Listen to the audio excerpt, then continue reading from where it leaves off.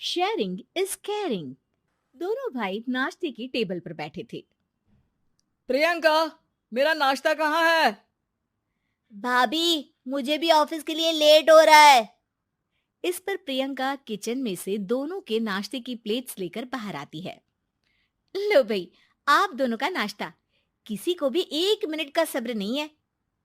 ये प्रियंका का ससुराल है, जहाँ कोई औरत ना होने की वजह से शादी वाले दिन से ही घर के साथ दोनों भाइयों की जिम्मेदारियां प्रियंका संभाल लेती है।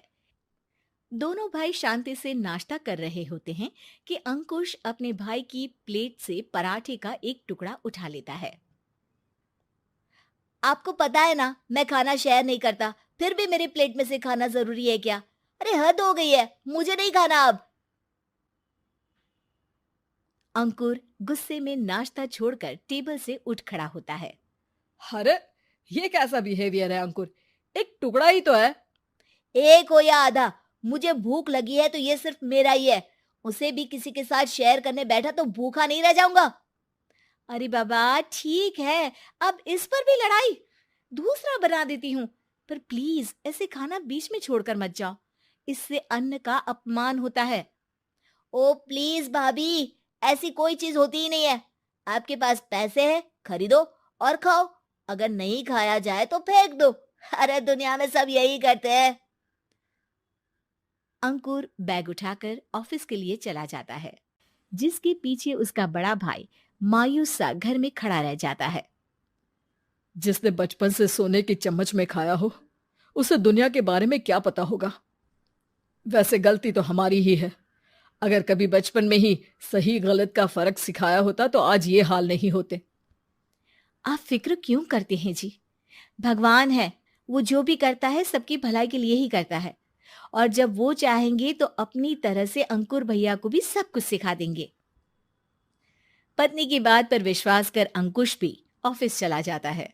सुबह से दोपहर होती है और अंकुर लंच करने ऑफिस के पास वाले रेस्टोरेंट में पहुंचता है, जहां वो एक साथ बहुत सारा खाना ऑर्डर कर देता है। सर, क्या कोई आपको ज्वाइन करने वाला है? नहीं तो क्यों? अब कुछ नहीं सर, ऐसे ही। वेटर चला जाता है और कुछ देर में अंकुर का ऑर्डर लेकर वापस आता है, जिस पर अंकुर सब डिशेस में से थोड़ा थोड़ा खाकर बाकी ऐसे ही छोड़कर बिल देकर चला जाता है। वाह भगवान, तेरी माया। कहीं कोई एक एक टुकड़े के लिए तरसता रहता है और ये 5 लोगों का खाना ऑर्डर करके एक का भी पूरा नहीं खाते। पैसे वालों की माया। वेटर टेबल साफ कर बचा हुआ सारा खाना लेकर रेस्टोरेंट के पीछे घूम रहे बच्चों के पास पहुंच जाता है, जिसे देख बच्चों के चेहरे खिल उठते हैं। वाह, आज इतना सारा खाना आया।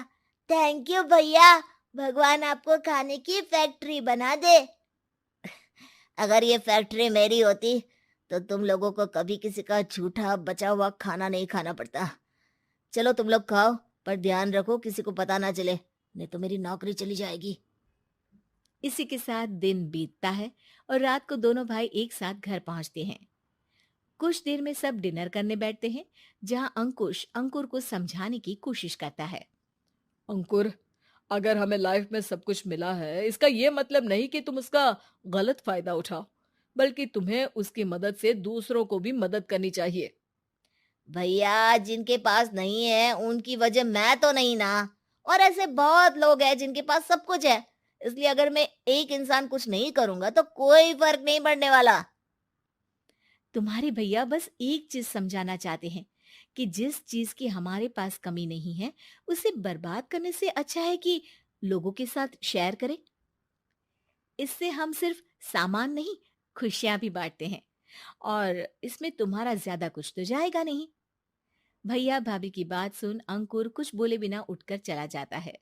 इसी तरह दिन बीतते रहते हैं, जिसमें अंकुश और प्रियंका कोशिश तो बहुत करते हैं, पर अंकुर पर किसी भी चीज का कोई असर नहीं पड़ता। एक दोपहर अंकुर सैंडविच खाते हुए सड़क के किनारे चल रहा होता है।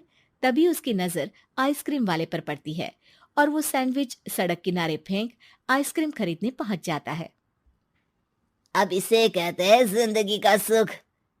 जैसे ही अंकुर आइसक्रीम लेकर पीछे मुड़ता है, तो एक आदमी को सड़क से वही सैंडविच उठाते हुए देखता है।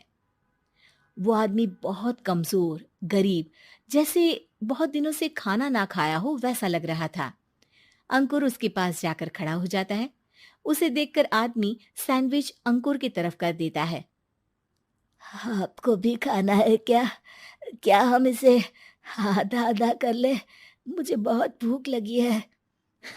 वो मेरा ही झूठा सैंडविच है। तुम दूसरा खरीद कर क्यों नहीं खा लेते? इसे क्यों खा रहे हो? अरे भैया, अगर खरीदने के पैसे होते तो 4 दिन से भूखा नहीं घूम रहा होता। हैं? क्या?